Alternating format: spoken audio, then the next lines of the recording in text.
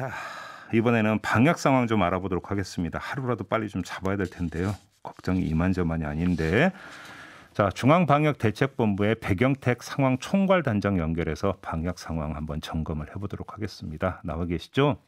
네, 안녕하세요. 질병관리청의 백영택입니다. 네, 우리 단장님하고 참 이제 거의 매주 이제 인터뷰를 하다시피 했는데 상황이 이렇게 갑자기 또 급 반전이 돼가지고 참 답답하네요. 네, 그렇습니다. 사실 저도 이게 계속 나와서 저 청취자 여러분께 여러 가지 말씀드리는 게 어떨 때는 좋기도 하고 근데 최근에는 좀 굉장히 송구스럽습니다. 특히 지난 일주간 그 확진 상황 보면 국내 확진자가 평균 일주일에 매일 992명 정도가 나오고 네. 그게 전주에 비하면 한 50% 이상이 증가한 거고요. 특히 그중에서 수도권이 799명, 그래서 한 80% 이상을 차지하고 계시고 네. 수도권도 마찬가지로 전주에 비해서 굉장히 많이 증가를 하고 있고 그래서 조금 전에 뭐 여러 가지 어려움들 말씀 주셨는데 네. 근데 이제 저희가 좀 보니까 이 특히 확진하신 분들이 전 연령대에 거의 다 증가를 하고 있어요. 60대 이상만 소폭 감소했고 20대를 포함한 청장년층 전부가 증가를 하고 있고 특히 어떤 이유냐 봤더니 가족들 간의 이렇게 모임이라든가 지인이나 직장들의 모임 약속이란 결국 사적 모임이 통로가 많이 되는 거군요. 그러면 네, 그렇습니다. 그래서 그런 것들을 감안해서 사실은 정부에서 이제 2주일 동안 4단계라는 게 굉장히 저희가 한 번도 경험해 보지 못한 굉장히 강력한 조치인데 그러게요. 2주일 동안 우리가 조금 불효불급한 약속이나 모임들을 좀 사회적 거리두기를 좀 강화해서 그런 것들을 줄여가지고 좀 강력하게 한번 좀 우리 확진을 좀 차단을 해보자 하는 그런 차원에서 지금 4단계를 2주일간 적용했다고 단장님, 말씀드리겠습니다. 근데 이 질문을 안 드릴 수가 없는데요. 그러니까 이렇게 이제 급속히 다시 이제 그 확진자가 그러니까 증가 추세로 돌기 전만 하더라도 사실은 분위기가 좋지 않았습니까? 사실은 그때 너무 낙관적으로 봤던 거 아니냐 이 얘기를 안 따져볼 수가 없는데 어떤 말씀 주시겠어요, 단장님? 사실은 이 방역이라는 게 굉장히 고차방정식이라고 생각을 합니다. 예. 저희가 이제 여러 가지 요인이 있는데 예를 들면 사람들 간에 접촉이 많아지면 이게 방역이 확진자가 늘어나고 그렇기 때문에 저희가 그걸 차단하기 위해서 사회적 거리두기를 하는 거고요. 그다음 개인마다 예방력을 좀 강화시키면 확진이 줄어들 거고 이걸 위해서 저희가 하는 게 왜 마스크나 환기나 이런 개인 방역 수칙 지키는 것과 예방 접종을 강력하게 하는 것. 그다음에 세 번째가 뭐냐면 바이러스의 특성에 따라서 조금씩 이게 달라질 텐데 새로운 변이나 이런 게 있으면 확진자 숫자가 좀 증가할 수 있어서 이런 걸 저희가 막기 위해서 필요한 것들이 예방 접종을 한다거나 변이 관련되는 검사를 강화하거나 이런 것들을 하고 있고요. 그다음 네 번째가 확진자를 저희가 잘 관리를 해야 되는데 잘 관리를 하면 좀 확산되는 걸 막을 수 있는데 이런 걸 위해서 저희가 하는 게 뭐냐면 여러 가지 진단 검사를 하거나 역학조사를 하거나 그다음에 해외에서 들어오시는 분들을 잘 관리하는 이런 것들을 하고 있습니다. 그래서 사실은 어느 한 가지만으로 문제가 해결이 되지는 않을 텐데 그전에는 저희가 뭐냐 하면 그 예방접종이라든가 그다음에 여러 가지 개인 방역 수칙이나 국민들께 잘 지켜주셔서 그런 부분들이 있었기 때문에 그런 것들을 좀 감안을 했었는데 그러다 보니 사실은 저희가 생각했던 건 예방접종을 하신 연령대의 분들을 제외하고 다른 분들은 사실 기존의 그런 어떤 방역 수칙을 지키고 사회적 거리두기를 통해서 했던 그런 접촉 같은 것들이 급속하게 증가하지 않을 거라고 생각을 했는데 그런 부분들이 많이 갑자기 증가하기 때문에 그렇게 됐다고 말씀드리겠습니다. 지금 몇 가지 현상을 좀 짚어야 될 것 같은데요. 일단 지금 거리두기 4단계는 수도권에 한정돼서 적용이 되고 있지만 지금 뉴스를 보니까 지방으로의 확산세도 좀 그 상당히 속도가 빨라지고 있는 것 같은데 경우에 따라서는 전국으로 이게 더 확대가 될 가능성도 있다고 봐야 됩니까? 일단은 저희가 생각하기에는 그동안에 이제 저희가 여러 번의 이런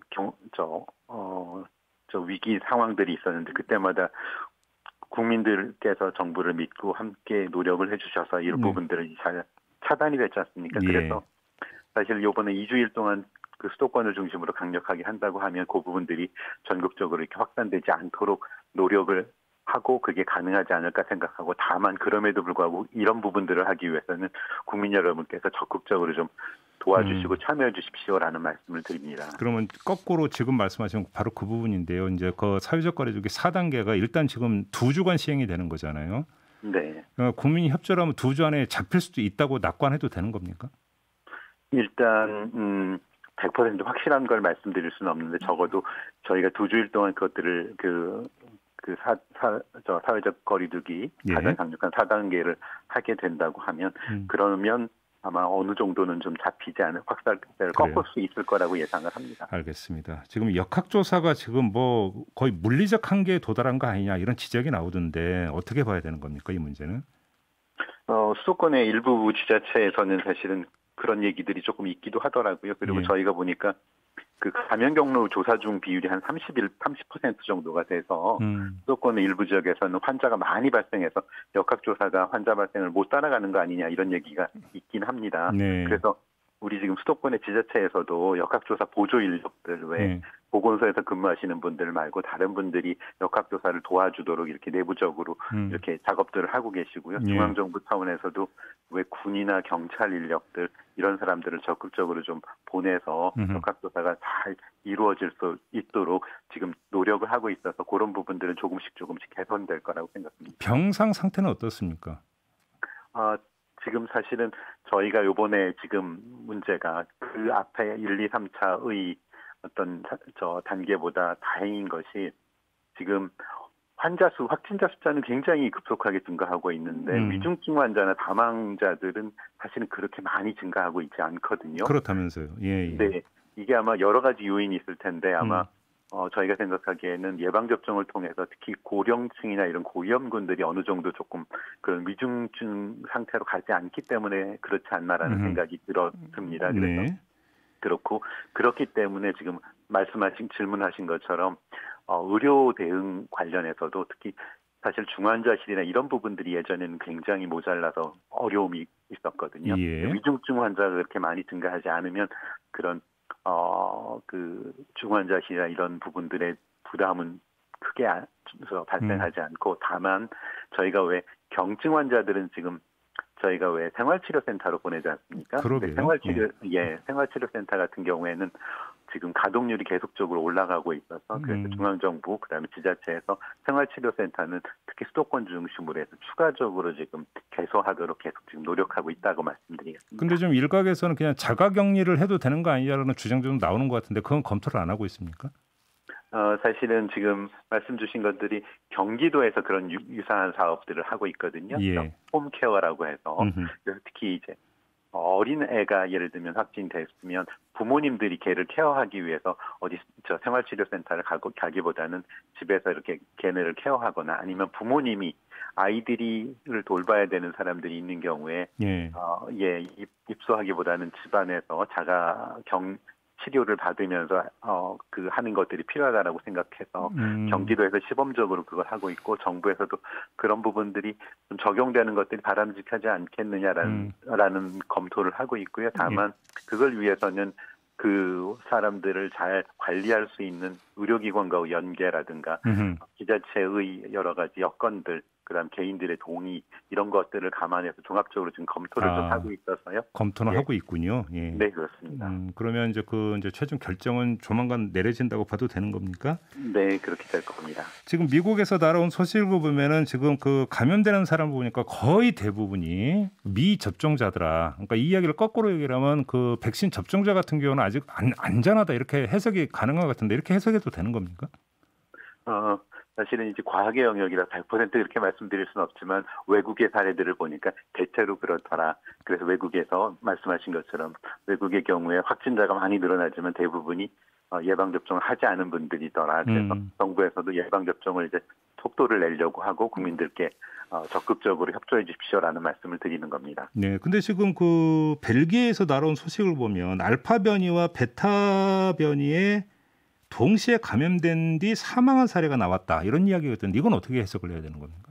네, 저도 이제 외신 통해서 그걸 봤는데요. 사실 국내에서는 아직은 그 사례는 없는 것 같은데 저희들 이제 그런 관련해서 이제 국내의 사례들이나 이런 것들 계속적으로 좀 모니터링해서 혹시 그 뭔가 함의가 있는 사항들이 있으면 국민들께 다시 브리핑이나 이런 기회를 통해 알려드리도록 하겠습니다. 이른바 돌파 감염이라고 해서 백신 접종을 했음에도 불구하고 감염되는 사례는 그렇게 많지는 않습니까? 국내에서 어떻습니까? 국내에서 저희가 이제 일주일에 한 번씩 그 돌파 감염 사례들을 정리를 해서 그 발표를 하거든요. 아마 예, 예. 내일이나 모레 정도 저희가 다시 발표를 할 텐데 사실 국내에서도 일부 발생은 하고는 있습니다. 그런데 저희가 그러지 않습니까? 백신의 예방률이라는 게 100%는 아니기 때문에 그렇죠. 예. 일부 그럴 수는 있는데 다만 그래도 다행스러운 게 뭐냐 하면 그런 백신을 맞고서 예를 들면 그 돌파 감염이 되더라도 그게 중증이나 사망화 사례로 가고 있는 건 아직 국내에는 그 부분은 없어서 네. 그 부분은 저 중증이나 사망은 예방을 하고 있다라는 부분들을 다시 한번 강조해서 말씀드립니다. 결국은 지금 단장님과의 대화 속에서 나오는 결론은 그 대책은 두 가지다. 하나는 접촉을 최대한 많이 줄이는 거가 하나고 또 하나는 결국은 백신 접종률을 높이는 거 아니겠습니까? 네, 그렇습니다. 자, 백신 접종률을 높이기 위해서 수급을 좀 더 당길 수 있는 여지는 없는 겁니까? 정부에서도 여러 가지 노력을 하고 있고요. 사실은 그 노력 중에 하나가 왜 지난주에 말씀드렸던 이스라엘에서 몇십만 저 백신 교환을 통해서 가져왔던 그런 것들이 있고요. 그래도 어쨌든 저희가 기본적으로 저희가 백신 가져오려고 하는 수급 계획들이 있어서 그 계획에 따라서 저희가 7월 달에 접종 계획도 발표를 했고 향후에 8, 9월 접종 계획도 발표를 드릴 거고요. 네. 그런 것들을 결정되면 계속 말씀드리겠고 그래도 다행인 것은 7월 달에는 저희가 1,000만 회분이 들어오고 8, 9월에 7천만 회분이 들어오기 때문에 그런 것들을 신속하게 국민들께서 접종하실 수 있도록 정부 계획을 세워서 진행을 해나가겠다라고 말씀드리겠습니다. 알겠습니다. 지금 4839님이 문자로 질문 주신 내용이 있는데 이건 뉴스도 좀 나왔던 거고 오늘부터 55세 이상 국민의 예방접종 사전 예약이 시작이 되지 않습니까? 네. 근데 4839님이 문자 주시기를 그 12시니까 0시 이야기하는 것 같아요. 오늘 0시에 시스템이 다운돼서 못했다고 좀 정리 좀 해달라고 그렇게 이제 그러니까 그 문자를 보내주셨는데 이전에도 한번 이런 사례가 있지 않았었습니까? 네, 예전에 얀센 저희가 백신 예약할 때도 한번 유사한 사례가 있었는데 사실 그 부분은 좀 송구스럽다고 말씀드리고요. 저희가 이번에 아마 오늘 0시부터 지금 하는데 최대 동시 접속하신 게 한 80만 명 정도가 일시제에 접속을 하셨다고 그러더라고요. 그래서 지금도 조금씩 이게 저도 지금 들어가 보니까 조금 지연되고 있긴 하던데 저희가 계속 수리하고 있는데 저희가 생각했던 것보다 좀 한꺼번에 동시 접속하신 분들이 좀 많으셔서 됐는데 요거는 이제 시간이 조금씩 지나면 이게 해소가 될 거라고 생각을 하고요. 사실은 55세에서 59세는 오늘부터 일주일간 예약을 받는데 한 350만 명인데 그중에 80만 명이 동시에 접속하셨다 그러면 굉장히 참여율이 높으셔서 알겠습니다. 네, 그렇습니다. 네. 자, 오늘 말씀 여기까지 듣도록 할게요. 고맙습니다, 단장님. 네, 감사합니다. 네, 지금까지 중앙방역대책본부 백영택 상황총괄단장이었습니다.